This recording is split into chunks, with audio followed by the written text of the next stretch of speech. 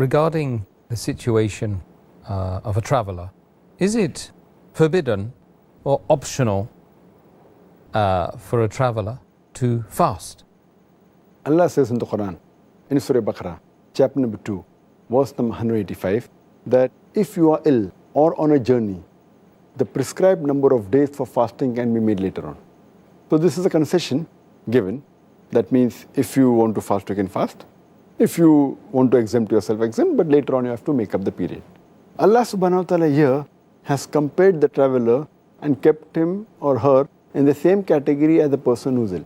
Because the beloved Prophet Muhammad said, it's mentioned in Sahih Bukhari, volume number 3, hadith number 1804, our beloved Prophet said that traveling is a punishment. Or when a person goes on a journey, it's like a punishment. That means it's difficult. He has to undergo many hardships. And it is mentioned in Sahih Bukhari, volume number 3, book of fasting, hadith number 1943.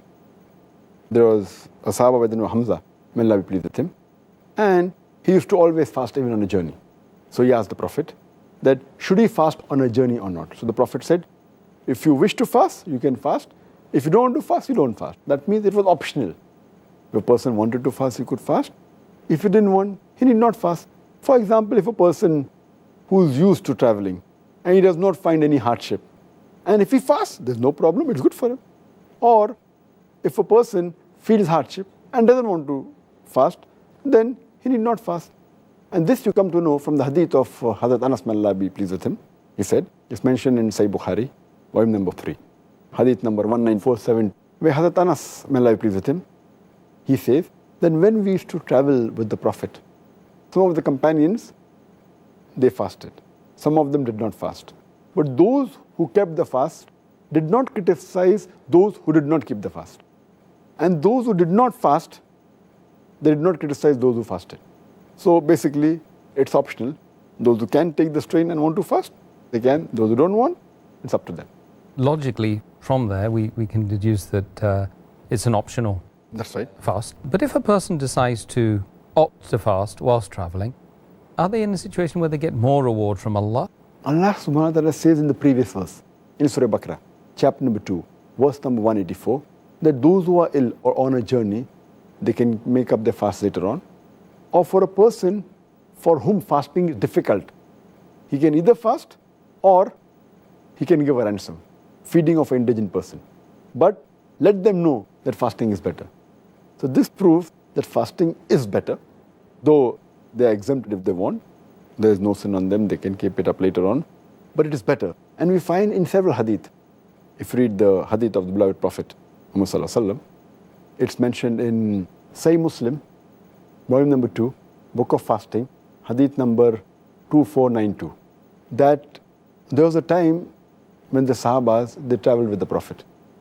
And because it was very hot, none of them fasted except the Prophet Muhammad Sallallahu Alaihi Wasallam and one Sahaba, Abdullah bin Abi Rabah. There's another hadith, several other hadith in Sahih Muslim, volume 2, book of fasting, hadith number 2472 and 2473, that the companions, they traveled with the Prophet, and some of the companions fasted, some didn't fast. And when the Prophet, when he came to know that it was becoming difficult for the companions to fast, he broke the fast. In another hadith, Sahih Muslim, volume number 2, book of fasting, hadith number 2472, once when the Prophet, in the year of the victory of Makkah, he goes to a place along with the Sahabas, and he realizes that some of the Sahabas who were fasting, they were finding it difficult to fast. So the Prophet, at the Asr prayer time, he took a goblet of water and he drank. He broke the fast, so that it becomes easier for the other. But from all these hadiths, we come to know that the Prophet preferred to fast unless it was difficult. And he broke the fast. Why? Because the other companions, they found it difficult. He did not want to put them in a critical situation. Therefore, he broke the fast. But from here, we come to know that fasting is better if you can. If you cannot, then there's no problem. You may not fast and you can make up the fast later on. Further, we come to know that it is preferable to fast. Why? Because if a person delays his fasting, if he's traveling, and God forbid, if his life comes to an end, or whatever it is, then that would yet be a thing which is left for him to do, a faraiz. So if a person can fast while traveling, it's preferable that he fasts. And furthermore, when you're traveling in the month of Ramadan, even the people around you, they fast.